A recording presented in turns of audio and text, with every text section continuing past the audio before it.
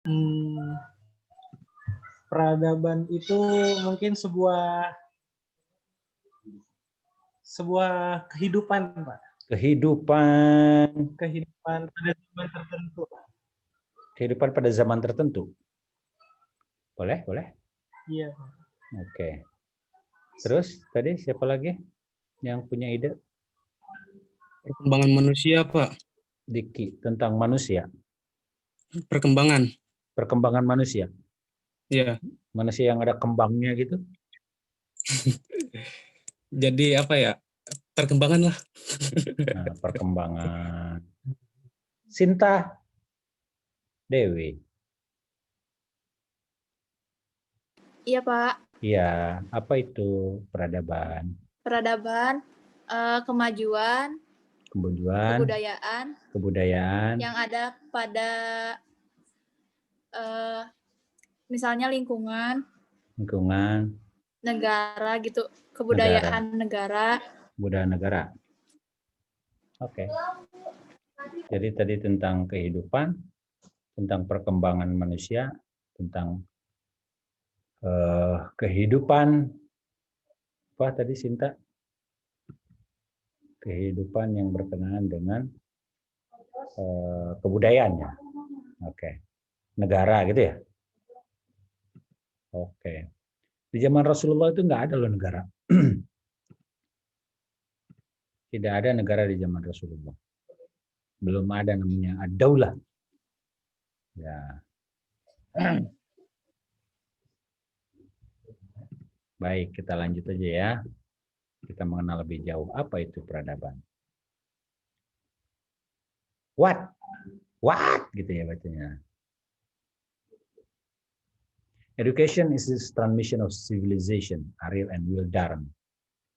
Pendidikan adalah transmisi atau pengubah menuju kepada peradaban. Jadi dalam peradaban, civilization itu peradaban, itu ada pendidikan. Nah ini patungnya Socrates ya yang menggenggam dunia. Civilization in the history. Ini sejarah dalam peradaban atau peradaban dalam sejarah. Mari kita mulai dengan Mesopotamia, now part of modern day Iraq, Baghdad. Sekitar 3.000 tahun sebelum Masehi. 3,000 years before century BC ya, before century. The history started the civilization with Mesopotamia. Nah, gitu ya. Ini adalah beberapa contoh atau beberapa nama istilah dari yang saya ambil tentang peradaban dunia. Andien itu di Peru, Ekuador, Kolombia. Ya, itu nama agamanya itu politeistik ya, politeistik, animisme dan dinamisme.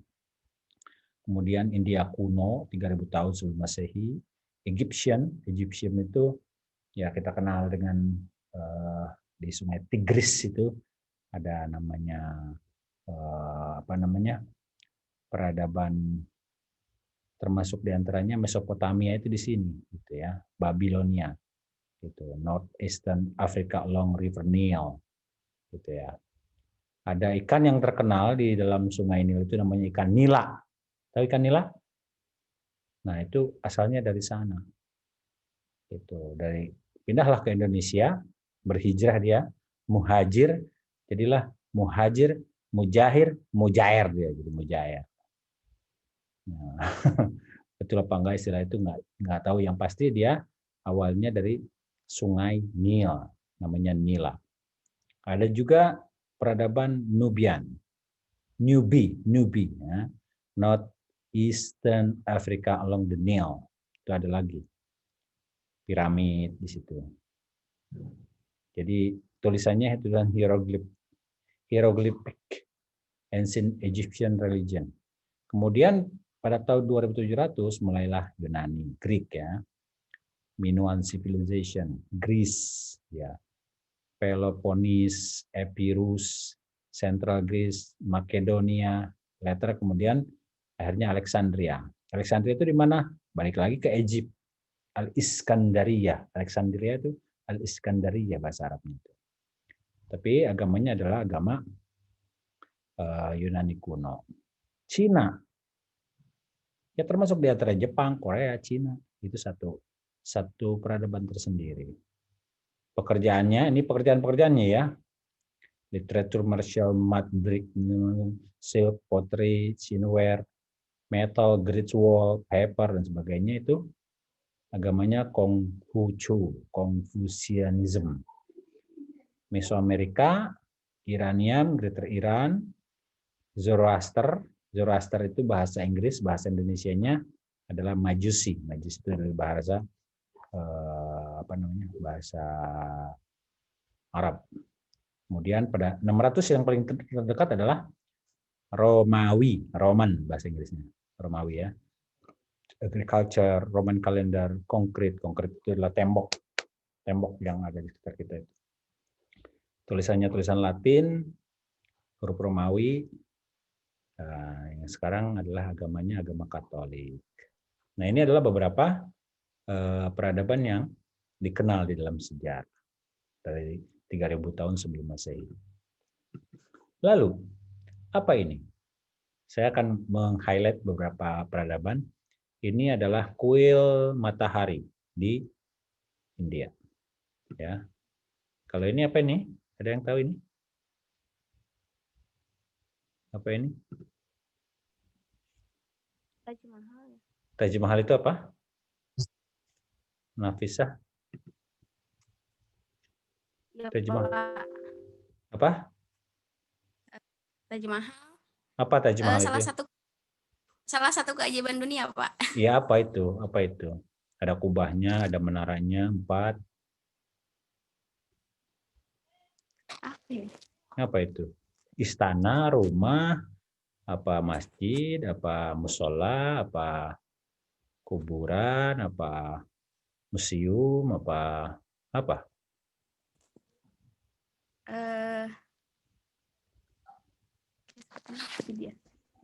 Shahjahan. Pernah dengar cerita Shahjahan?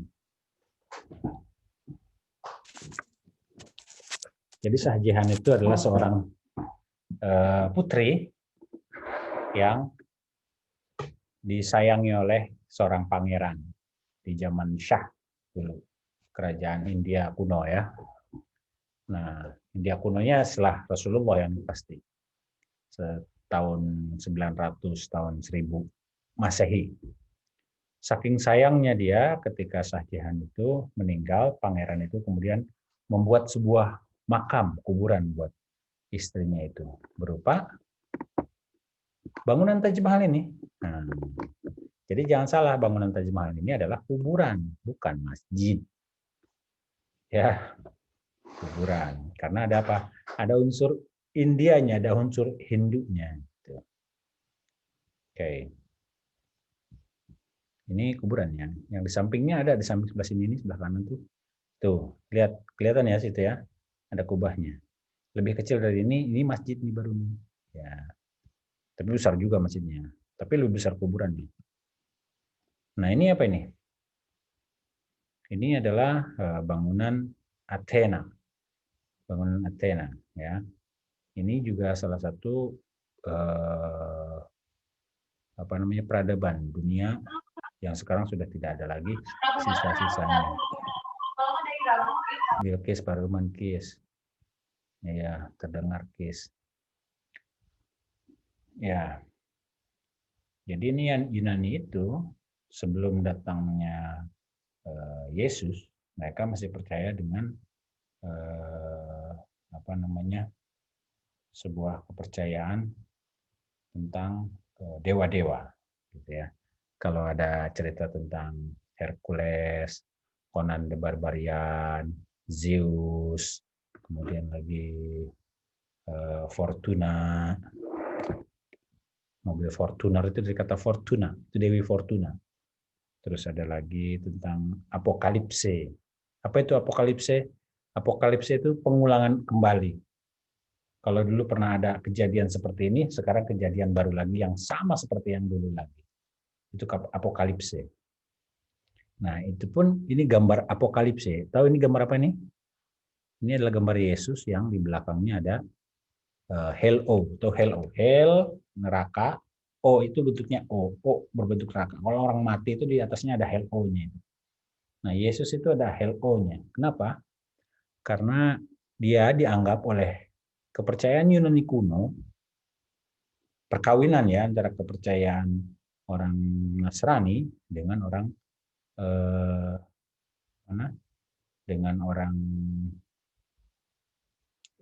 Yunani, makanya disebut dengan agama Katolik, Roman Katolik gitu ya, Romawi dulu. Romawi itu Yunani, asalnya bahasa Latin gitu. Mereka mempersilangkan antara apokalipse, kejadian yang mereka yakini tentang dewa-dewa itu dikawinkan dengan agama Kristen. Gitu. Makanya Yesus itu berwujud sebagai seorang yang memiliki Hell-O, orang mati hidup lagi dan dia adalah utusan Tuhan. Akhirnya ada O-nya. O-nya itu di atasnya itu apa fungsinya? Fungsinya itu sebagai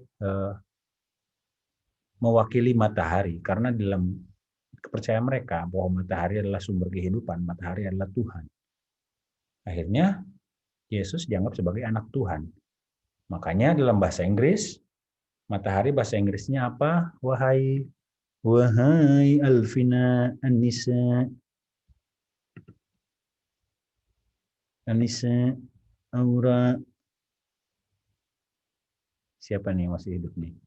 Cut Salsa, Alvina, Anissa, Aura, Cut Salsa. Ya, Anissa. Ya, di baru mandiri. Aura, Alvina. Ya, Pak. Ya, Alvina. Bahasa Inggrisnya matahari apa? Cut Salsa. Bentar, Pak, putus. Ya. Kenapa, Pak? Bahasa Inggrisnya matahari apa? Sun, Pak. Sun. Sun. Bahasa Inggrisnya Sun. anak. Bahasa Inggrisnya apa? Child. Anak laki-laki. Child mah anak-anak. Iya. Oh, Farhanida. Apa Farhanida? iya, sorry. Apa bahasa Inggrisnya anak? Laki-laki?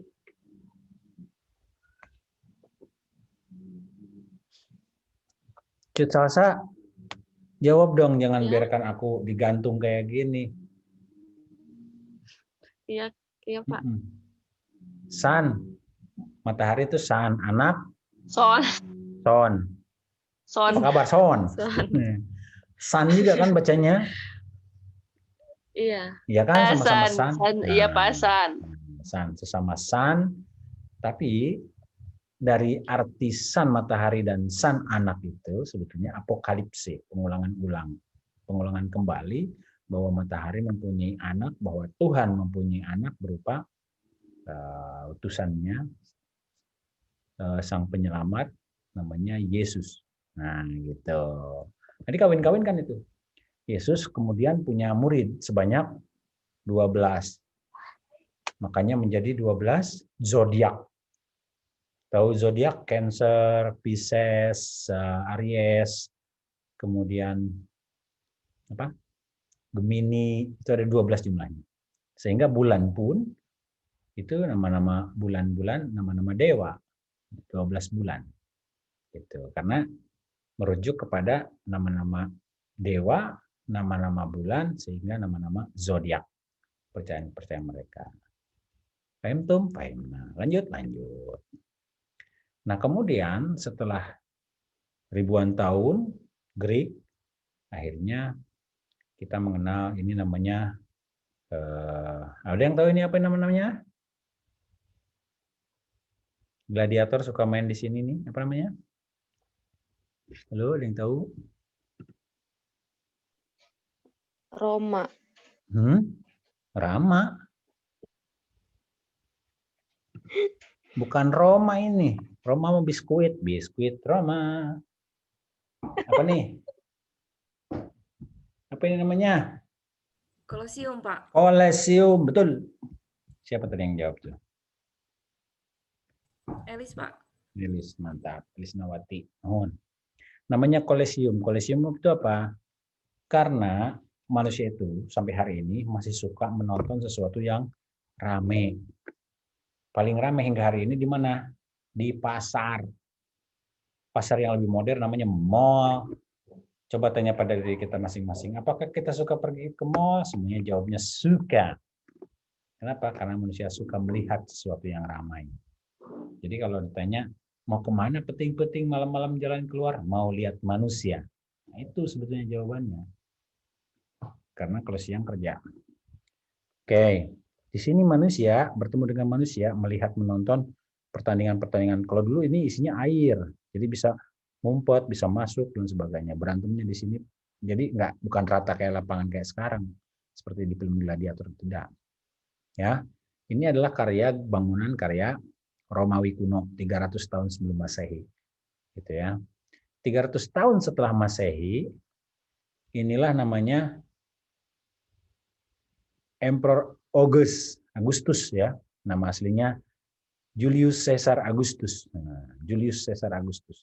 Selama dia jadi kaisar, dia nggak pernah jadi nggak punya anak. Khawatir dia nggak punya anak, akhirnya dia mengawini 100 perempuan dan ada salah satunya yang hamil.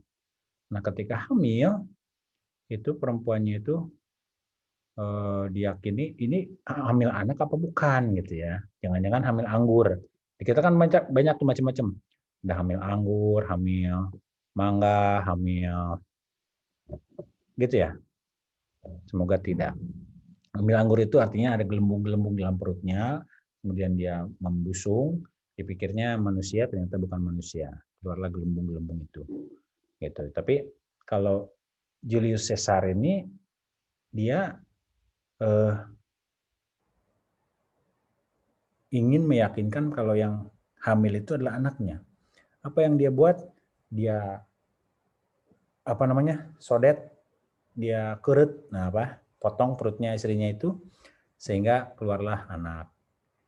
Dari situlah disebut orang yang dikerut perutnya, yang dipotong bagian perutnya disebut dengan operasi Kaisar. Caesar. Nah, ini Caesar ini. Julius Caesar Augustus. Itu jadi 300 tahun sebelum Masehi. Gitu ceritanya. Paham tuh? Paham. Nah, tinggal 10 menit lagi ya. Kita lanjut. Demikian juga peradaban di Piagam Madinah, di mana terjadi hegemoni yang belum lagi terjadi hingga sehari ini, seperti yang terjadi di Madinah, di mana orang kafir, Yahudi ataupun Majusi ataupun Nasrani bisa hidup berdampingan sesama orang mukmin, orang Muslim. Silakan dibaca sendiri bagaimana perjanjian Madinah itu. Nah, di sini. Jadi peradaban memiliki berbagai arti dalam kaitannya dengan perkembangan manusia. Tadi betul itu dikatakan perkembangan manusia. Ini menurut Wikipedia. Tapi kalau menurut saya, menurut Radif Khotami, ini boleh setuju boleh enggak ya, silakan saja. Apa itu peradaban? Peradaban adalah perkumpulan segenap prestasi-prestasi dan ilmu pengetahuan. Saya ulangi, peradaban adalah sekumpulan segenap prestasi-prestasi dan ilmu pengetahuan. Itu disebut dengan peradaban. Catat. Boleh setuju, boleh tidak. Karena prestasi itu hanya dimiliki oleh manusia. Tidak ada hewan berprestasi kecuali diajar oleh manusia. Katakanlah barang siapa musuh Jibril telah menurunkan Al-Quran dalam hatimu dengan seizin Allah. Bulan Ramadan, bulan ini tentang Al-Quran. Ya, Al-Quran itu petunjuk bagi manusia. Itulah yang menyebabkan manusia-manusia menjadi beradab karena ada Al-Quran. Dalam surat Yusuf disebutkan kisah-kisah mereka, ya, zaman-zaman dahulu. Karena ada kisah-kisah yang diceritakan kepada Rasulullah di mana Rasulullah tidak hidup di zaman itu. Tentang Nabi Musa, tentang Nabi Isa, tentang Nabi Adam, tentang Qabil dan Khabil yang saling membunuh dan salah satunya terbunuh. Itu diceritakan semuanya dalam Al-Quran dan Rasulullah sebetulnya nggak tahu itu. Kecuali Allah yang memberitahukannya langsung. Nah, ada kisah-kisah terdapat pengajaran bagi orang-orang yang punya akal. Ini kita judulnya tentang penggunaan akal. Al-Quran itu bukanlah cerita yang dibuat-buat, akan tapi membenarkan kitab-kitab yang sebelumnya dan menjelaskan segala sesuatu sebagai petunjuk dan rahmat bagi kaum yang beriman. Jadi Al-Quran itu, ya, itu adalah sebagai penguat daripada ayat kitab-kitab sebelumnya dan menjadi rahmat bagi kaum yang beriman. Iman pada Allah. Dan kami memohon kepadamu, wahai Muhammad, Al-Quran ini, melainkan agar kamu dapat menjelaskan kepada mereka apa yang mereka perselisihkan itu dan jadi petunjuk dan rahmat bagi kaum yang beriman.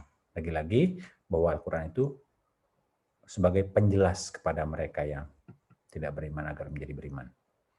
Terus kuat Muhammad. Nanti saya tinggal di-download aja di sini di Google ada ya. Di Google Drive saya ya sudah siapkan. Maka zaman sekarang di mana kita berada untuk mempertahankan peradaban kita. Kalau orang-orang dulu dengan batu, dengan istana, dengan bangunan, ya. Kalau sekarang kita bangunan sudah tidak ada lagi tanah yang akan kita bangun, mungkin tinggal sedikit lagi. Jadi gimana? Ini menurut Mario Molina, dia profesor di dalam teknik nuklir ya, orang Meksiko. The planet is too small for these developing countries to repeat the economic growth in the same way that the rich country have done it in the past. Jadi negara-negara maju pernah maju dulu dengan perkembangan ekonominya. Tapi bagaimana dengan negara berkembang seperti kita? We don't have enough natural resources, we don't have enough atmosphere, clearly something has to change. Kita nggak punya sumber daya alam, kita juga tidak punya atmosfer yang cukup untuk menahan panas, maka jelaslah kita harus membuat sebuah change. Pendidikan adalah agent of change. Nah, dari pendidikan itulah kita akan merubah. Bagaimana caranya? Nah, ini bagaimana kita mendapatkan, ini kan besok katanya mati lampu ya. Nah, ini untuk mendapatkan listrik di negara-negara yang datar gitu pakai kolecer. Dia berputar maka mengeluarkan akan menyimpan energi listrik. How to deal with the people using the resource. Bagaimana kita menjadikan manusia itu bisa bermanfaat untuk mendapatkan sumber daya. Tuh. Ini pusat peradaban kita ada di sini di Indonesia. Pokoknya orang apapun yang keluar dari Jakarta adalah benar kan gitu. Jakarta ternyata merujuk ke sini. Di sini di mana nih? Di Eropa. Eropa ternyata merujuk lagi ke sini di mana nih? Di Amerika. Ini Afrika. Ya Afrika di sini, Deng. Tuh. Sekarang per Juni 3 bulan ke belakang penduduk kita 268.583.016 orang. Banyak sekali penduduk kita itu ya. Apa yang kita lakukan dengan banyak penduduk ini? Coba bayangkan dari sekarang, pikirkan dari sekarang bagaimana kita memutar otak pikiran kita supaya mendapatkan sesuatu, supaya bisa bekerja. Jangan ngikut-ngikut orang aja. Bayangkan kalau dari 268 juta orang ini misalkan membeli cilok kita jualan cilok misalkan ya, jualan cilok yang harganya satunya paling cuma 1.000, untungnya paling cuma 50 atau 100 rupiah lah. Untungnya cuma 100 rupiah. Nggak usah beli semuanya. 10%-nya saja. 10%-nya itu adalah 26 juta. Sorry. Dari 260 juta itu 26 juta. Itu membeli cilok kita. Dikali 100. Berapa itu? Hitung. 26 juta dikali 100. 2.600.000. Bayangkan. Kalau Anda jualan cilok dan dijual ke seluruh Indonesia. Nah, itu cara berpikir kita untuk berpikir secara ekonomi. Kalau mau mikir gitu ya. Modal lagi sabaraha. Nah, sekarang pendidikan dalam peradaban. Bagaimana kita memutar teknologi yang ada ini. Dari mulai tool, peralatan, wifi, iPhone, kemudian lagi notebook, kemudian lagi USB, kemudian lagi speedometer, itu ada namanya microchip, memori, terus ini copas, ini disk, ini cloud, ini baterai, ini semuanya kita kita eksploitir untuk menjadi sebuah peradaban dalam pendidikan, maka ada 3 hal yang perlu kita kuasai. Yang pertama kita menguasai teknologi, yang kedua kita menguasai komunikasi, yang ketiga kita menguasai informasi atau data. Data, teknologi, komunikasi. Data, teknologi, komunikasi. 3 hal ini kita kuasai, insya Allah kita akan menjadi orang yang bisa hidup. Ya, gitu. Thank you. Demikian, ada pertanyaan? Tidak ada. Ini udah mau habis nih. Tinggal 2 menit lagi.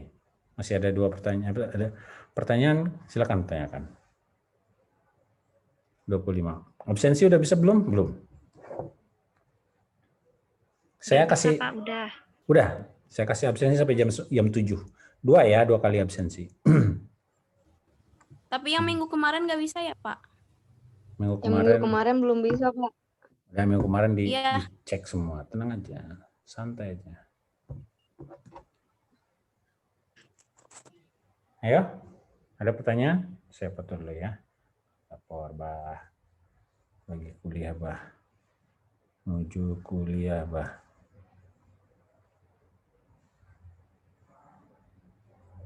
Ya. Nggak ada pertanyaan?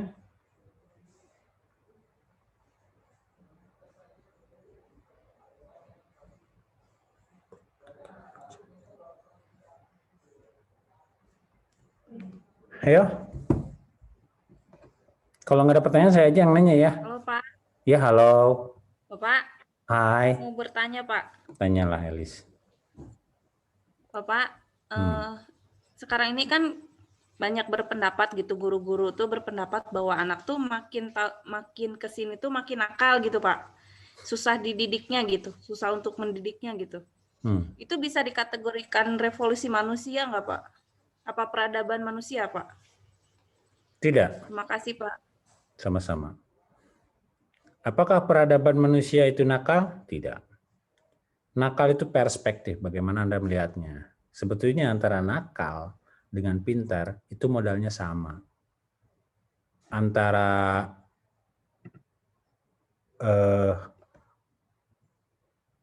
pelit dengan hemat itu modalnya sama. Antara boros dengan dermawan modalnya sama. Antara genit dan berkasih sayang itu modalnya sama. Tergantung gimana perspektif kita melihat. Maka kalau kita melihat, waduh amat